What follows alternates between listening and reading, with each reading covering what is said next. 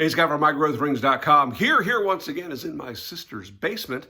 And today we're going to talk about yet another weak link in the Shopsmith system.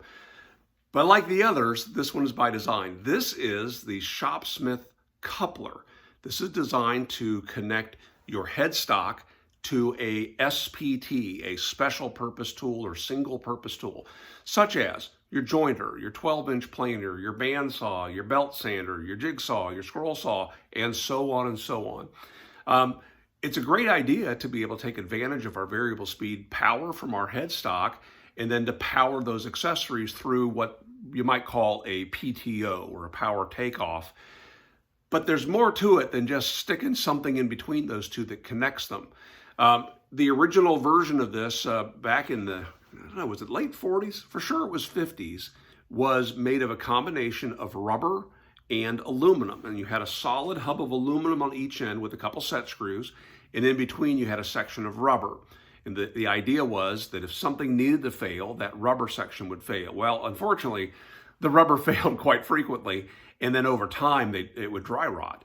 So not long after, Shopsmith found the perfect material, which is nylon.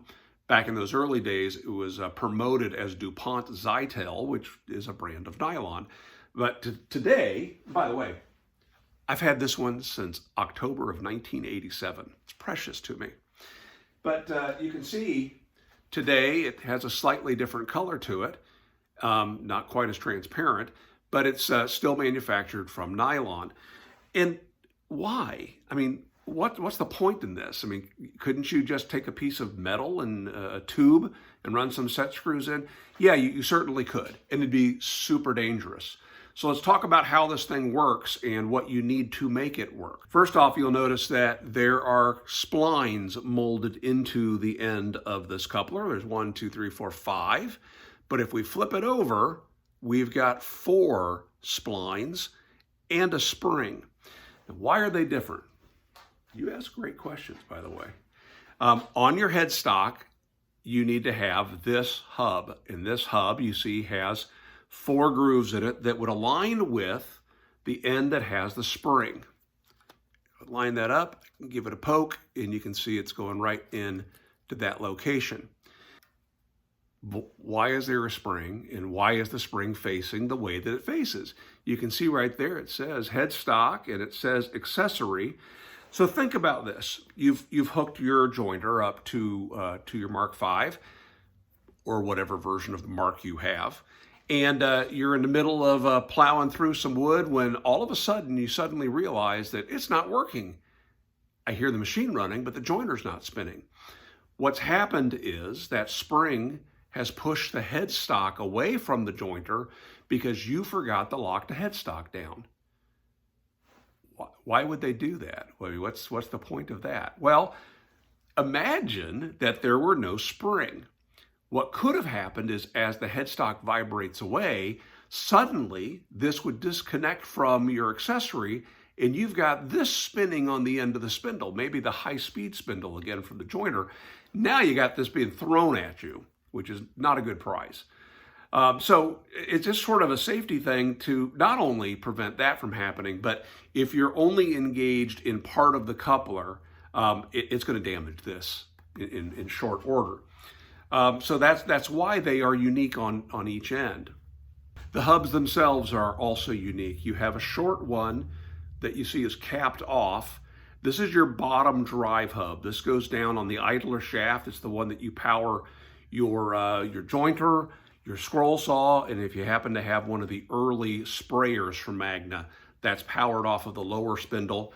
And this larger one is for the upper spindle. Now, I'll tell you, if you don't have these on your headstock, even if you don't have an accessory that you would power with these, I recommend you put these on because they act as heat sinks. The bottom one in particular helps to keep the idler shaft cool.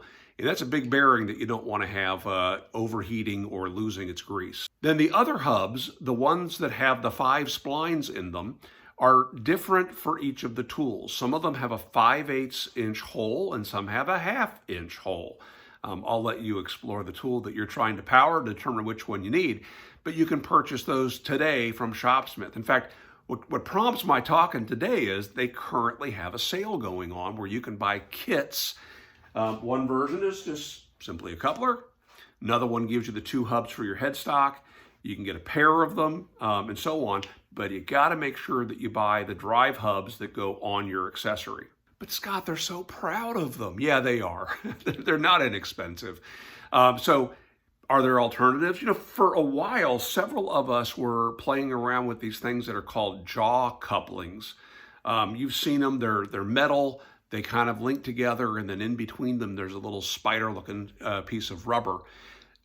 Those offer you no safety protection. They're designed for slight misalignments.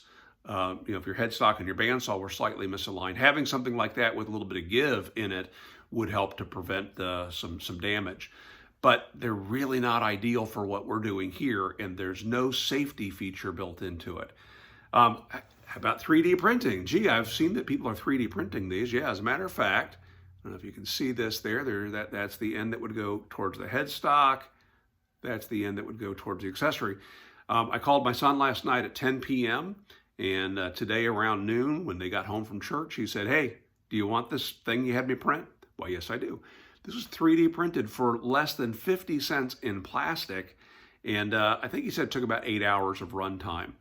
So is this as good as it? Well, no, it's not. There's no spring in there.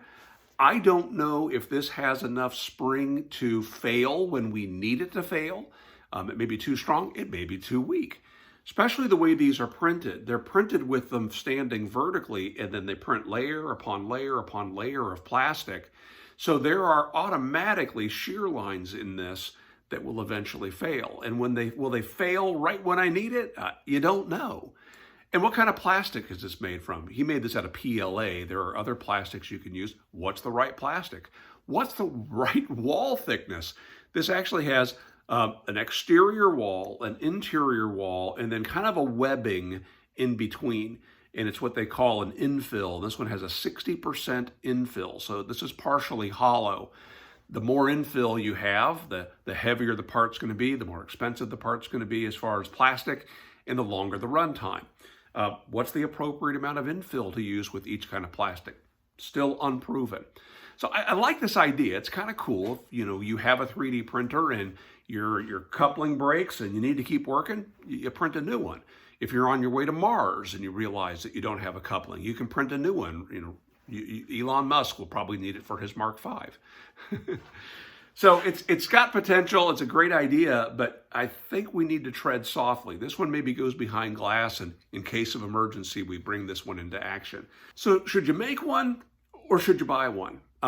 Yeah, both. I mean, I would say if you don't already have it, get the original one from Shopsmith. I mean, they last, 1987, they last a long, long time, and they absolutely work. They're engineered to do what they do. If you got a 3D printer, go ahead and play around with the idea. Maybe we can share what we learn.